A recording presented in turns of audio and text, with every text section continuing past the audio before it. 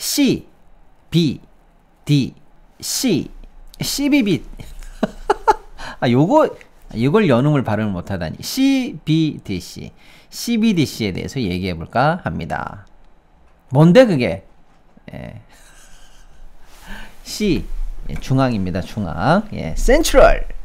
B는요, 뱅크. 아, 중앙은행. 예, 중앙은행. 우리나라로 치면 한국은행. 예, 한국은행. 일본으로 치면 일본은행. 이런 거 있잖아요. 그 나라의 중앙은행. 센트럴 뱅크. 그래서 CB. 뒤에 있는 DC는 뭘까요? DC. D! 디지털. 아, 디지털 말고요. 예. 언제적 유머. 죄송합니다. 예. 디지털. 예. 예.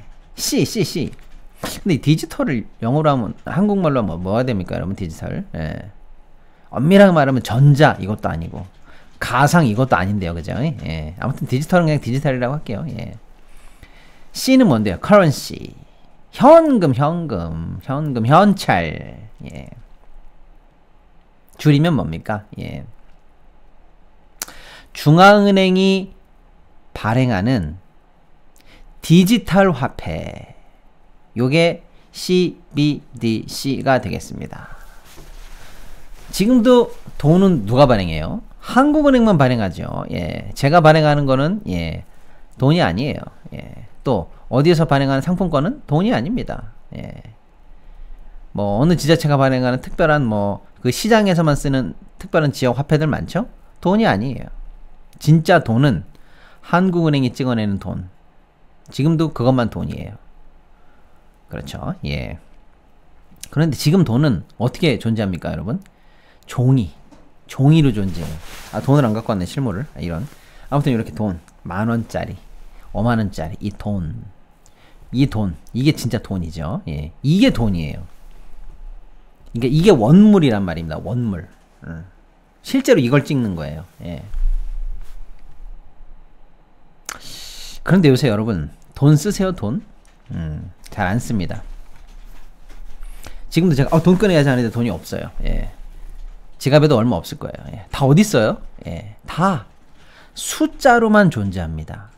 은행 계좌, 홈페이지, 뭐 QR 코드, 카카오페이, 각종 앱, 뭐 등등등 해서 지금도 어딘가 뭐 존재하는 건지도 아닌지도 모르는 디지털 세계 위에서 숫자로만 내 돈은 존재하고 있어요.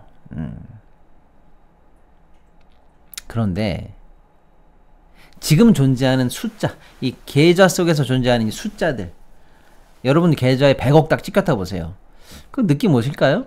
안 와요. 근데 내 앞에 딱 5만원짜리 다발이 있어요. 느낌이 오죠. 예, 느낌이 와요. 그게 진짜 돈이고, 계좌 속에 존재하는 것들은 숫자, 가상세계에서 딱딱 찍히는 어떤 뭐 파일 같은 그런 이미지 같은 거죠. 예. 그건 가짜입니다.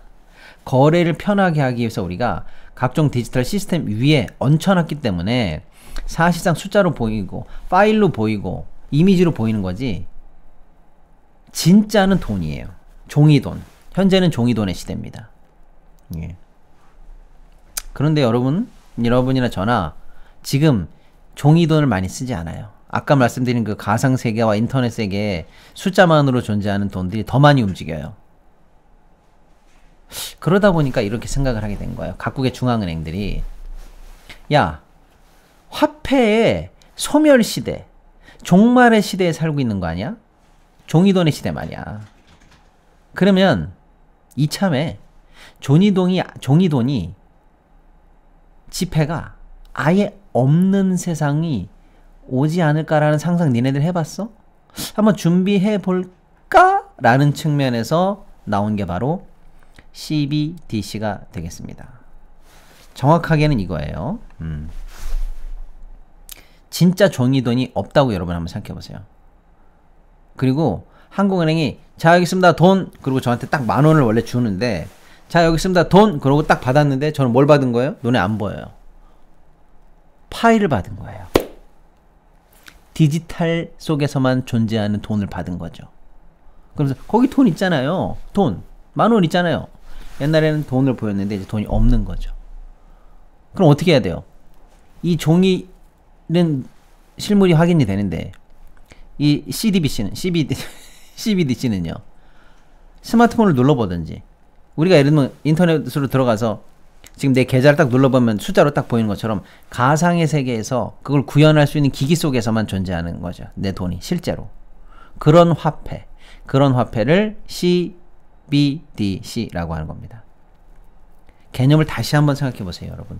지금 있는 블록체인하고 똑같은 거 아니야? 코인들하고. 아니면 지금도 페이 쓰는 거 아니야? 이 모든 것과 조금 달라요. 예. 이건 진짜 돈입니다. 진짜 돈인데 종이로 존재하지 않고요. 쉽게 말하면 여러분께 디지털 자산으로 준다는 거예요. 파일로 준다는 거예요. 아직도 이해가 안 되시는 분들을 위해서 제가 개념을 계속 정립하라고 이런 단어로 저런 단어로 바꿔서 설명해 보는 거예요. 사람이 친숙하지 않은 개념을 설명할 때는요. 아무리 설명을 잘하든 못하든 잘 이해가 안 될 때가 있어요. 그러면요. 이렇게도 설명해보고 이렇게도 설명하면 딱 자기 이해관계 맞아 떨어질 때가 확 이해가 될 때가 있거든요. 그래서 일부러 개념 정립하시라고 한 소리 또 하고 한 소리 또 할 수도 있겠습니다만은 처음에 이해하신 분들한테는요. 이렇게도 바꿔보고 저렇게도 바꿔보는 거예요. 처음에 우리는 음악을 어떻게 생각했을까요? 여기서 이렇게 직접 바이올린을 켜고 기타를 치는 걸 음악이라고 했어요. 그런데 이제 개념이 바뀌었죠. 듣는 음악은 없어졌어요. 옛날 뭐 궁정, 뭐 왕들이나 이런 사람들은 음악을 들었겠지만 보통 사람들은 뭐 음악을 들을 수가 없었다고 쳐볼게요. 그는 다음에 시대가 바뀌어서 우리에게 음악은 뭐였습니까, 여러분? 레코드판, 테이프, CD 이게 음악이었어요. 자, 이게 음악이야. 우리의 음악의 이미지는 LP판, CD 이게 우리한테는 음악이었어요. 지금 여러분 음악이 뭐예요? 없어요. 지금 음악은 뭐예요? 스트리밍, 유튜브 뮤직, 멜론 뮤직 파일로 존재합니다. 우리 머릿속에서 지금 음악이 이렇게 바뀌었죠. 내 앞에서 직접 오케스트라가 연주하던 게 음악이었는데 개념이 바뀌었어요. 음악은 레코드판이야. 저게 음악이야. 물건이 있어. 만질 수 있어. 라고 했는데 지금 음악은요. 안 보여요. 눈에 없어요. 오직 파일로만 존재해요. 우리 알잖아요. 가수들 CD를 사도 그거 음악이 아니에요. 화보집이지. 음악은 어디 있어요? USB 안에 들어있어요. 그게 진짜 음악이에요. 똑같습니다. 돈, 옛날에 돈이 없을 때 막 조개, 뭐 금 이런 걸로 돈의 역할을 하다가 종이보 돈의 세계로 오다가 이제 보이지 않는 돈의 세계로 넘어가는 거예요. 예, 그게 바로 가상화폐. 그런데 그 앞에 뭐가 붙어요? 예, 국가가 직접 발행한, 중앙이 발행한, 그래서 CBDC라는 겁니다. 개념을 일단 잡고 넘어가 볼게요.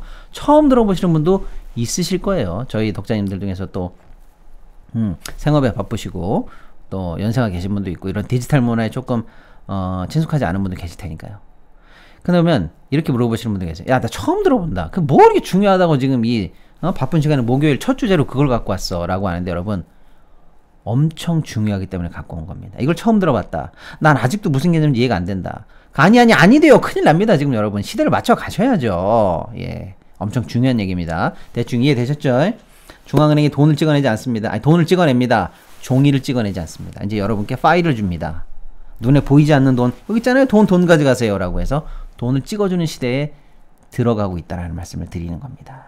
이제 한 발 더 들어가 보겠습니다. 왜 한국은행은 바빠 죽겠는데 이 CBDC 도입에 열을 올리고 있나? 한국은행이 주목하고 있는 건 뭔가?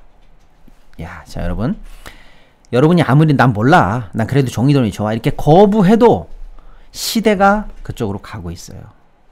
화폐 시스템이 이제 디지털 시스템으로 말이 왜 이렇게 안 됩니까? 하루만 쉬고 와도 이래요. 예.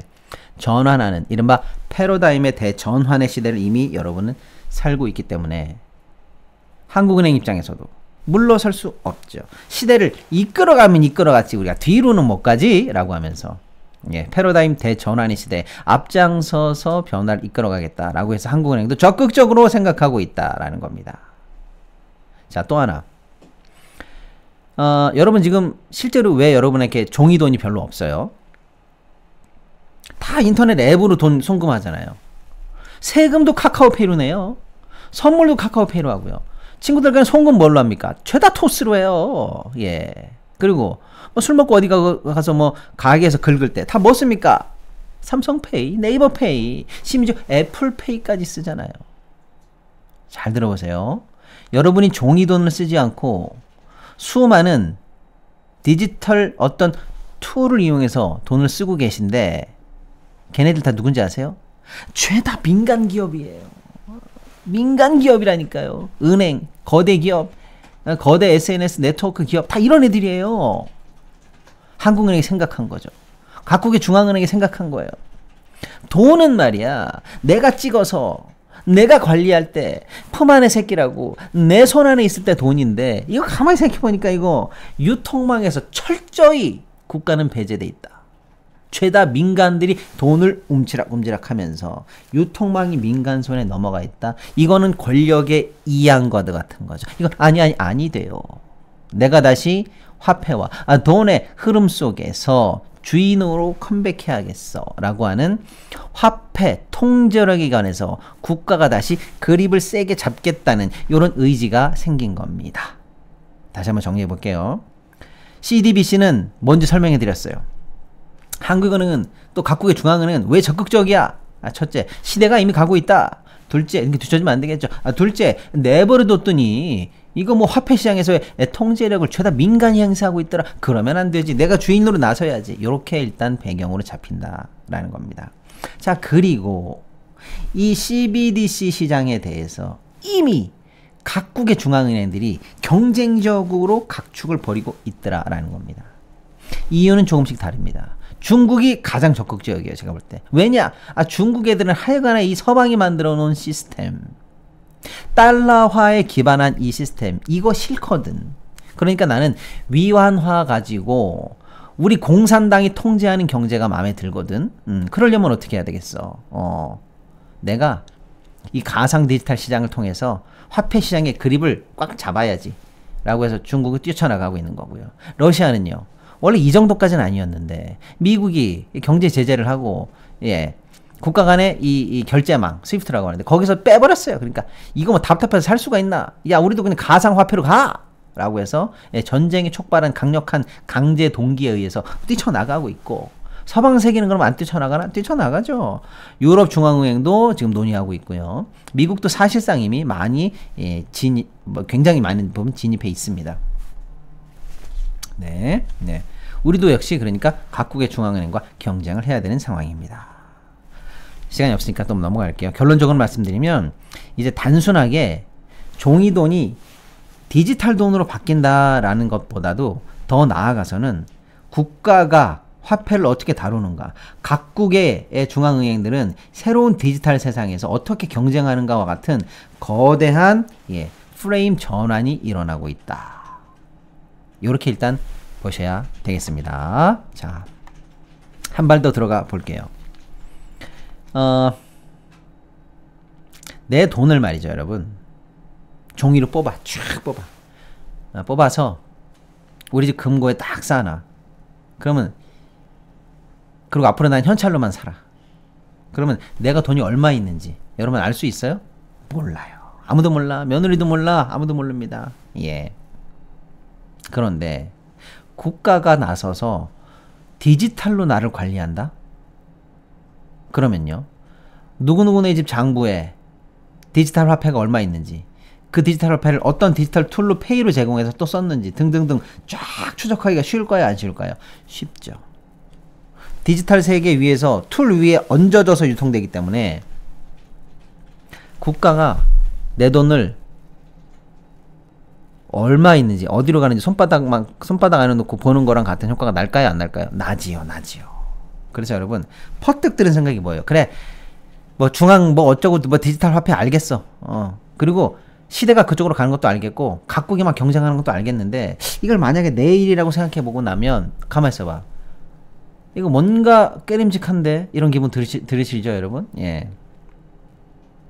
그래서 사실은 디지털 화폐는 곧 정부에 의한 강력한 통제 수단이 되고 개인정보의 침투, 프라이버시의 침해가 되는 거 아니야 라는 우려를 여러분이 하신다면 정상입니다. 그래서 한국은행한테 이렇게 얘기했어요. 야, 네가 다른 나라의 중앙은행과 경쟁하고 막 열심히 하는 걸 알겠는데 나는 그게 마음에 안 들거든. 네가 내가 얼마 있는지 속속들이 들여다본다는 것 자체가 마음에 안 든단 말이야. 난 그래서 이거 CDBC, CBDC 반대하고 싶은데 네 생각 어때? 라고 얘기하니까 한국은행이 아 그걸 걱정하셨어요? 아이고 내가 다 준비했지 안심시키려고 이렇게 얘기하면서 한국은행은 요렇게 얘기합니다. 우리는요 님께서 얼마 갖고 있는지 몰라요. 디지털 화폐를 하긴 하는데 우리는 투트랙으로 가요. 투트랙. 투트랙. 투트랙도 영어지. 2단계로 간다 이거예요. 뭐냐? 한국은행이 디지털 화폐를 쉽게 말하면 딱 만들어. 그래가지고 요거를 뿌려줄 때 그때는 우리가 잘 관리하죠. 파일이니까 관리하기 얼마나 쉬워요. 엑셀 쫙 치면 나오지 뭐. 프로그램 돌리면 쫙 나오지 뭐. 그런데 그거는 우리가 처음 화폐를 만들어서 디지털 화폐를 만들어서 은행에 뿌려줄 때 그때만 우리가 관리합니다. 그때만. 그리고 여러분은 우리한테 직접 받는 게 아니에요. 여러분이 개별 은행 여러분이 가고 싶은 데 가서 그때 가서 디지털 화폐를 받으시면 돼요. 그래서 개별 은행이 여러분께 디지털 화폐를 제공할 때는 나는 몰라요. 새로운 형태, 약간 다른 형태로 가거든요. 그래서 우리는 이걸 2단계로 가기 때문에 국가가 국민을 직접 통제한다. 프라이버시 침해한다. 이런 걱정 하지 마. 난 은행들만 통제하지 개별 개인은 몰라요. 그러니까 여러분 믿고 디지털 세계로 들어오세요. 컴온! 이러고 있는 겁니다. 그래서 소위 말하는 기관용 디지털 화폐와 일반 개인용 디지털 화폐로 나누어서 투 트랙으로 가니까 걱정하지 말라 이렇게 얘기하면서 자 이제 여러분 저 믿지요? 이렇게 얘기하면서 제가 중국 중앙은행한테 뒤졌어야 되겠습니까? 러시아에 뒤졌으면 되겠어요. 미국이 뒤지면 되겠냐고요. 나 그래도 한국은행인데 금융기관 중에서도 공부 제일 잘하는 애들이 들어오는 그런 데가 말 한국은행 아닙니까? 저 앞서가고 싶습니다. 이러면서 지금 4월입니다 여러분. 제가 4월 1일에 갖고 왔어야 되는데 좀 늦었어요. 바빠가지고 다른 뉴스 하느라고. 4월 1일부터 한국은행은 본격적으로 지금 뭘 하고 있다? 이 디지털 화폐 실험에 들어갔다. 실험. 우리 여러분 신약 만들면 뭐예요? 실험실을 만들죠. 다 만들었으면 어떻게 해요? 동물 실험도 해보죠. 동물 실험 다 끝나면 어떻게 돼요? 드디어 사람한테 투약하는 실험을 하지 않습니까? 예, 드디어 실제 경제에 태워보는 실험을 시작했습니다. 모르셨죠? 예. 큰일입니다, 여러분. 이걸 몰랐다는 게 큰일이라고요. 예.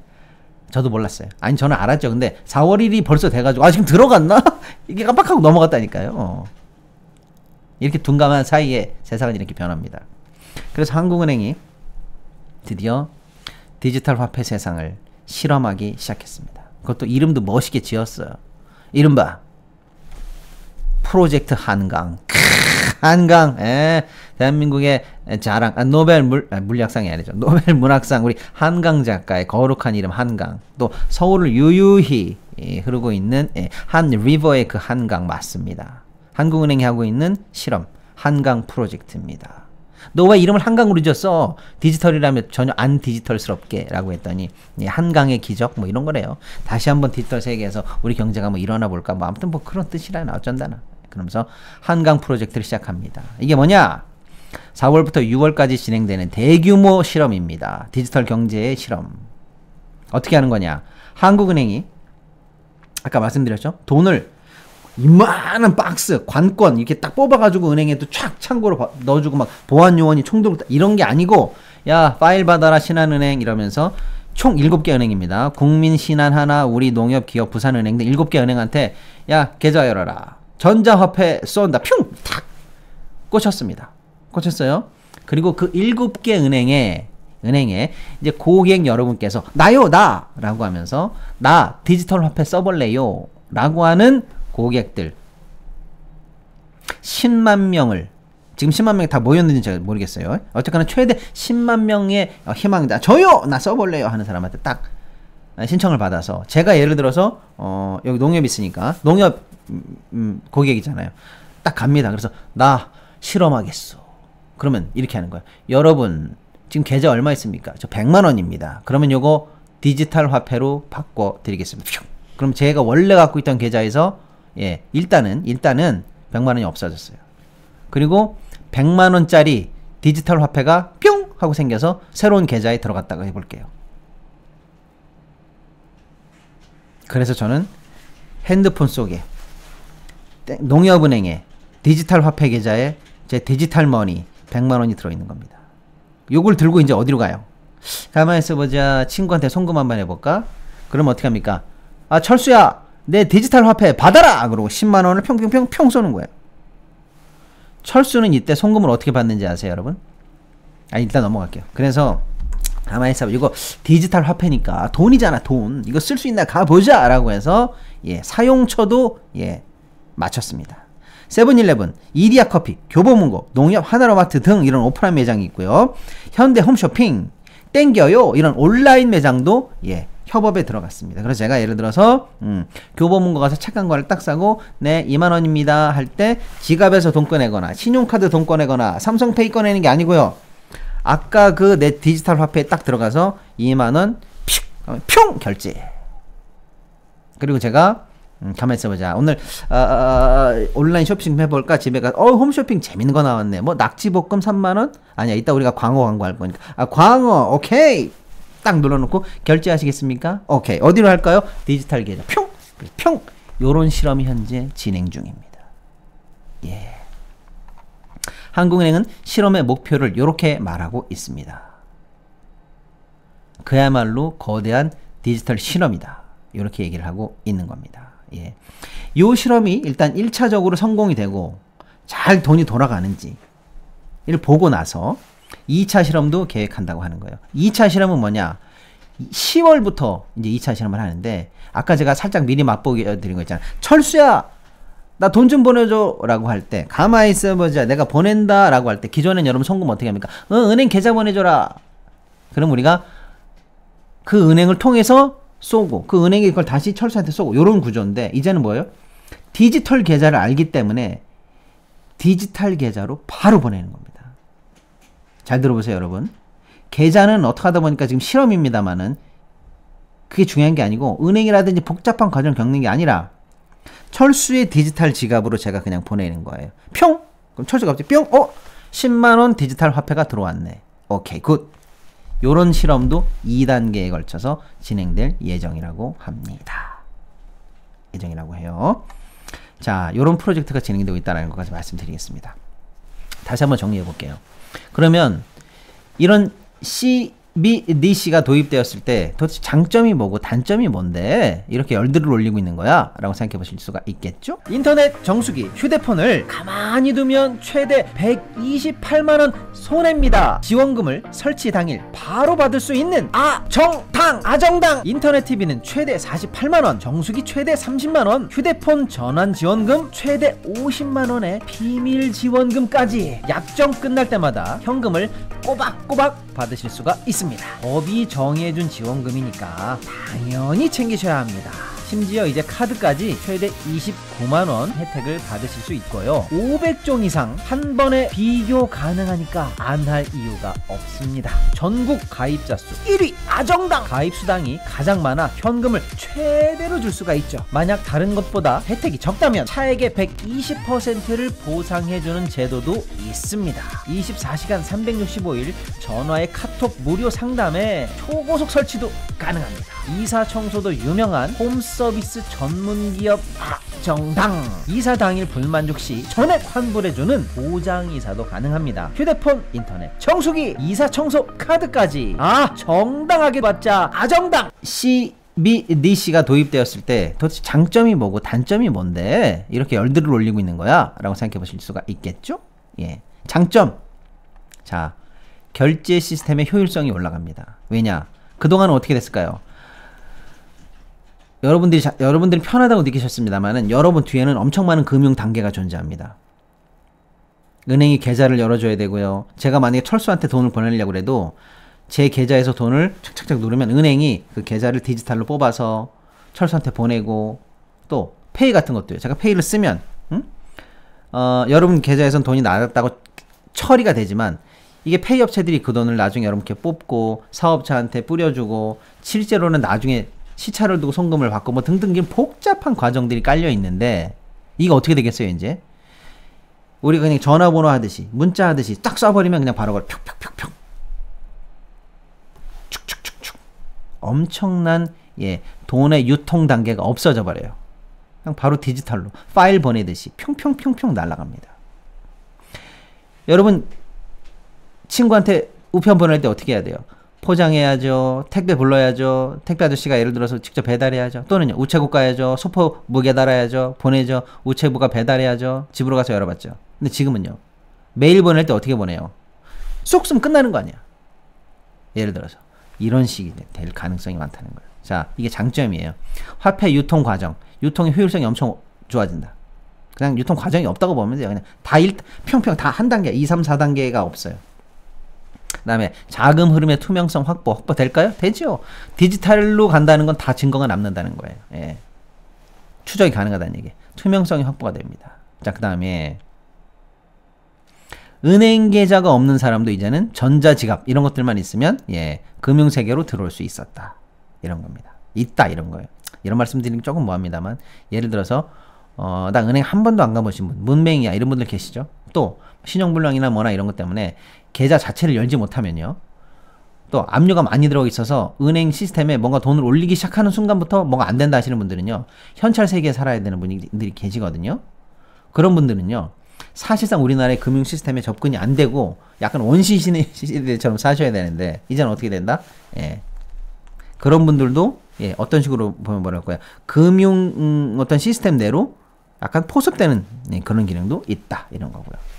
정부의 정책 전달력이 강화된다. 이런 게 장점이래요. 뭐냐? 지금 여러분 예를 들어보세요.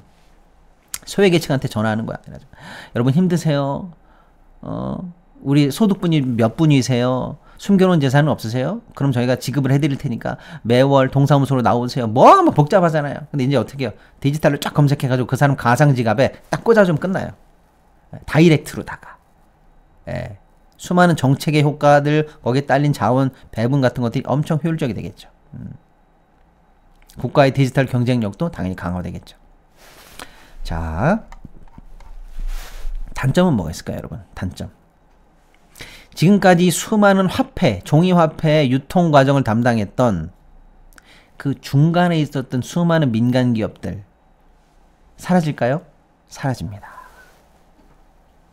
다 사라지는 건 아니겠지만 대부분 위기를 겪을 거예요. 민간 결제 산업이 위축됩니다. 무슨 페이를 굳이 쓸 필요가 뭐가 있어요? 지금 제가 설명드린 이 뭐 핸드폰 찍고 QR 열고 하는 게 다 뭔데요? 지금 페이 쓰는 거하고 방법이 똑같잖아요. 얘네들 걸 쓸 필요가 뭐가 있냐고요. 내가 내 진짜 화폐를 이렇게 결제하면 되는데 수수료 내가면서. 그렇죠? 그러니까 이 민간 결제 중간 단계를 담당하는 산업이 크게 위축될 가능성이 매우 높죠. 그리고요. 민간 페이업자들만 망하느냐? 아니요. 상업은행도 망할 가능성이 많아요. 우리가 왜 돈을 내 방 금고나 장롱에다가 숨겨놓지 않고 은행 계좌에다 넣어둡니까? 안전하고 그쪽을 통해서 송금이 가능하고 금융생활이 가능하기 때문에 좋던 치던 돈을 거기다 쟁여놓잖아요. 은행은 그 돈을 받아놓고 그걸로 사실은 신용을 만들고 돈을 융통하고 이자를 받고 내 거를 지네들 거를 활용하면서 은행이 살아남는 거예요. 100명이 100만 원씩 뿌려놓으면 예를 들어서 1억인데 그 내가 생활로 찾는 사람들 얼마 안 되잖아요. 그럼 그 1억 갖고 은행은 고객이 다 이걸 털어가기 전까지는 대출도 하고 뭣도 해가면서 이렇게 해서 불려가면서 사는 거잖아요. 그런데 내가 왜 은행에 맡겨야 되죠? 디지털 지갑이 안전하고 내가 직접 송금이 가능하고 내가 직접 결제가 가능한데 이제는 은행에 돈을 굳이 맡겨놓을 이유가 없게 돼요. 그럼 어떻게 됩니까? 상업은행들은 고객이 맡겨놓은 자산과 찾아갈 자산의 이 차이, 시차 이거를 통해서 비즈니스를 하는 게 은행의 기본이고 고객이 맡긴 돈을 안 찾아가니까 그걸 배수로 불려가면서 계속 강사한다. 이걸 신용 창출이라고 하는데 이 신용 창출해 가면서 은행들은 돈을 벌고 있는데 이 모든 것의 시작은 뭐냐? 고객들이 돈을 안 찾아간다는 전제 하에 돈을 은행에 맡겨놓는 데서부터 은행 비즈니스 시작하는 건데 이제 내 디지털 지갑에다가 내 스마트폰에다가 돈을 내가 쟁여놓을 수가 있어요. 안전하게. 일단 안전하다고 예를 들어보는 거예요. 그거 불안전하다 이렇게 하실 수 있습니다. 어쨌거나. 그렇게 되면 예, 많은 민간 상업은행도 위축될 가능성이 많다. 자, 그 다음에 늘 얘기하지만, 아까도 얘기했지만 프라이버시 침해, 국가의 거대한 어떤 주민 통제력, 이런 것들이 나는 너무 싫다. 이럴 수 있나요? 예, 많은 부분들이 그런 걸 우려하고 있습니다. 특히 중국 같은 경우에는요, 더 심하죠. 중국은 지금 어마어마한 CCTV, 안면인식, 뭐 추적 시스템 이런 걸 통해서 인민들의 생활을 통제 가능한 나라다. 100% 통제 가능한 사회다. 우리가 지금 그걸 걱정하고 있잖아요. 그런데 이제 돈까지 디지털화돼서 링크가 돼가지고 같이 관리된다면 끔찍할 수도 있다. 이런 거죠. 예를 들어서 저 사람 반동분자야. 시진핑에 반대하고 있어. 어디로 갔는지 조사해. 그러면 1초 만에 나옵니다. 언제 지하철을 탔고 언제 택시를 탔고 안면인식 수많은 시스템 촥촥 해가지고 그냥 찾아냅니다. 그런데 쟤를 좀 못 살게 해야 되겠어. 자, 돈 어떻게 썼는지 확인해봐. 그러면 그냥 디지털이니까 바로 추적이 되죠. 언제 빵을 먹었고 언제 뭐 책을 샀고 언제 뭐 밥을 먹었고 누구랑 만나서 커피를 마셨고 쫙쫙쫙 뽑아지죠. 이른바 빅 브라더, 국가의 정보대에 뭐라 그럴까요? 큰형님의 등장. 완벽한 통제 사회로 가는 결정적 단계 아니냐. 이렇게 해서 프라이버시 침해 이런 것들을 또 정부의 통제력 이런 것들이 단점이다. 이렇게 생각하실 분들도 계시고, 또 하나는 국제 통화 간의 갈등이 생길 수가 있어요. 예. 중국이나 러시아가 전자화폐에 이렇게 열을 올리는 이유는 달러 경제를 피하기 위해서예요. 지금은요, 국제사회에서도 돈과 돈을 옮길 때 스위프트 망을 통하지만 결론적으로는 다 달러를 한번 바꿉니다. 거기 칠레야 김 사장? 돈 받아. 그러면 바로 칠레 화폐로 가나요? 안 가요. 예. 우리가 달러로 바꾸고 바꾼 돈을 다시 칠레 화폐로 또 바꾸는 이런 과정을 복잡하게 여러분 겪고 있어요. 근데 이제는요, 디지털 지갑 열어 보낸다 평. 예. 다만 그래서 달러 경제를 약화시킬 가능성은 충분히 있다. 이렇게 보는 거죠. 장기적으로.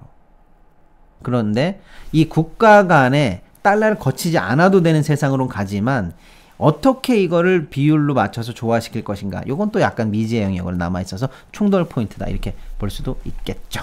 예. 요 정도가 지금 흘러가는 흐름이고, 그러면 지금 여러분, 우리나라도 얘기하고 막 중국, 러시아도 얘기하는데 결론적으로 지금 뜨뜻미지근한데 꼭 얘기가 나와야 되는데 안 나온 나라가 어디 있죠? 예, 미국 되시겠습니다. 미국 얘기를 우리가 지금 안 했네. 안 했어. 미국은 지금 어떤 분위기일까요? 기술의 미국 아니야. AI의 미국이잖아. 늘 중국이 쫓아와가지고 열받아 있는 미국인데 이건 또 중국을 누르고 더 앞서가겠지 라고 생각했다면 그건 천만의 말씀 만만의 콩떡. 경기도 오산 되시겠습니다. 예. 원래 미국이 다양하게 실험을 하고 앞서가고 기술도 좋았어요. 근데 지금 어떻게 됐냐, 트럼프 형님이 들어오셔가지고 야, 바이든이 하던 건 다 멈춰. 꼴도 보기 싫으니까 얘기도 하지마. 그러면서 우리는 CBDC 실험을 여기서 멈춘다. 딱 요렇게 얘기하면서 그동안 들어갔던 예산도 더 이상 쓰지 마. 아무것도 하지 마. 안 할 거야. 이렇게 얘기합니다. 그러면 이렇게 생각할 수 있겠죠, 여러분. 아니, 가만히 있어보자. 왜 미국이 디지털 화폐로의 전환을 멈춘 거야? 오히려 더 따라잡아야 될 텐데. 그런데 미국은 디지털 화폐 대신에 다른 걸로 하면 되잖아. 다른 거. 바로 스테이블 코인을 쓰란 말이야. 이렇게 얘기하는 거예요. 처음부터 느끼셨던 분들 계실 거예요. 가만히 있어보자. 이거 보이지 않는 어떤 가상 속에 존재하는 화폐? 그리고 막 송금도 지갑으로 왔다 갔다 할 수 있고, 파일이라는 개념을 제가 일부러 예를 들었습니다만 뭐 토큰이라는 개념도 좋고요. 왔다 갔다 하는 것 같아? 이거 뭐 코인하고 똑같잖아. 이렇게 유사성을 느끼셨다면 맞아요. 그런데 코인은 왜 화폐가 되지 못해요? 예. 어저께까지 7천만 원 하던 게 그 다음날 일어났던 1억 2천만 원 하고 그 다음날 1억 했다가 왔다 갔다 하는 게 이게 어떻게 화폐가 되냐고요. 그래서 코인은 화폐가 안 돼요. 그러나 만드는 시스템과 관리하는 시스템은 다 얼추 비슷해요. 그러니까 미국은 이렇게 생각하는 거예요. 가만히 있어보자. 각국이 지금 전자화폐를 만들어가지고 모종의 이 달러 경제로부터의 이탈이 가능한 인프라지가 만들어지고 있다면 이건 안 좋은 거 아니야? 혹시나 나중에 각국 간의 직접적인 어떤 교환 비율이라든지 이런 게 국제 룰이라도 좀 나오고 기술이 뭐 더 성숙되고 이러면 모든 나라들이 달러를 중간에 쓸 이유가 없어지잖아. 그럼 이거 미국의 패권이 약화되는 거 아니야? 이거는 안 되지 라고 하면서 미국이 야, 우린 여기서 더 이상 밀지 말고 차라리 스테이블 코인으로 가자. 코인은 코인인데 그동안 코인에 왜 문제가 됐어요? 급등락이 너무 문제가 돼서 화폐 기능이 안 됐잖아요. 그러니까 그걸 단점을 만회하는 코인이 뭐예요? 코인의 가치를 달러의 가치와 연동해서 급등락이 안 나오게 만든 코인이 있잖아요. 그걸 스테이블 코인이라고 하는데 그쪽을 밀자 차라리. 그러면 그 코인은 달러와 가치를 연동하기 때문에 사람들이 코인 하나를 사면 코인 회사가 발행자가 그 고객들로부터 받은 돈으로 다시 미국 국채를 사요. 쉽게 말하면 달러 사는 거예요. 그렇게 해서 가치를 쭉 연동시키기 때문에 스테이블 코인을 오히려 장려하면 달러가 줄지를 않잖아. 달러 수요가 여전히 생기잖아. 그럼 이거는 가상 경제를 만들기도 하지만 달러 경제를 축소시키는 건 아니야. 오히려 달러 패권이 강화되면 강화됐지. 자, 그거야. 그러니까 우리 미국은 단순한 중앙 은행이 만드는 가상화폐 말고 스테이블 코인으로 가! 그게 나! 라고 해서 무게중심을 이쪽으로 옮겼다라는 게 바이든 트럼프 형님이십니다. 근데 그 판단이 틀렸다고 얘기하는 각 주의 연준도 있어요. 근데 다만 트럼프 형님은 그렇게 말씀하셨다라는 거죠. 하지만 우리는 또 트럼프에 속지 않죠. 이 형님은 늘 말은 이렇게 해도 또 이 형님이 무슨 말하면 우리가 이렇게 이성적으로 해석을 해도 알고 보면 헛소리인 게 많아요. 내가 비트코인의 대통령이 되겠습니다. 그러고 뭐 했어요? 취임하기 전날 지 밈코인을 만들었어요. 이거 뭐 사기꾼이야 뭐야 이런 거. 엊그제도 야 나 상호관세 유예할게. 이런 기습 발표하기 전에 주식하기 좋은 타이밍이군 이래가지고 지랑 지 측근들은 죄다 주식을 샀어요 또. 아주 내부자 거래 미공개 정보 이용의 대가야. 그런데 트럼프가 그러면 미국을 위해서 달러 경제 패권만을 위해서 미국에서의 CBDC 실험을 멈춘 거냐. 그러니까 아닐지도 모른다고 생각하고 한번 우리가 오해해서 그 형님을 보면은 역시 딱 맞아 들어가요. 그 형님께서는 아니나 달라 스테이블 코인도 역시 또 패밀리 비즈니스로 담궈가지고 우리가 스테이블 코인을 만들면은 그냥 막 돈이 들어가게 생기는 지 가족이 또 그걸 하고 있어요. 차남인가 누군가가 스테이블 코인 회사를 만들어서 그걸 또 엄청 발행하고 있어서 모르겠어 뭐 6천억을 벌었다나 6조를 벌었다나 지금 그러고 있는 중입니다. 하여간에 그러니까 이 형은 무슨 얘기를 해도 우리가 진위를 믿을 수가 없어. 다 지 정보를 이용해가지고 사리사욕을 채우니까 이게 지 살자고 하는 거야. 이런 좀 전에 저희가 해석한 대로 뭐 똑똑해서 얘기하는 거야. 알 수가 없는 사람입니다. 어쨌거나 미국은 현재 잠깐 실험에서 빠졌다. 트럼프 정부 때는 일단 그렇다라는 정도로 말씀드려 보겠습니다. 시간이 너무 없네요. 일단 여기까지만 말씀드려 볼게요. 그래서 시간이 너무 없으니까 결론. 디지털 화폐에 대한 어떤 시대적 전환이 이루어지고 있다. 한국은행이 전 국민을 대상으로 이제 실험에 들어갔다. 잘하면 디지털 시장을 선도하는 뭐 선도 우리 좋아하잖아요. 그죠? 앞서가는 코리아가 될 수도 있겠다. 하지만 중앙의 어떤 강력한 통제, 프라이버시 침해, 국가가 국민을 통제할 수 있다라는 위험, 이런 거에 대한 막연한 불안은 여전히 존재하고 있다. 여기까지만 일단 오늘 간단하게 말씀드려보도록 하겠습니다.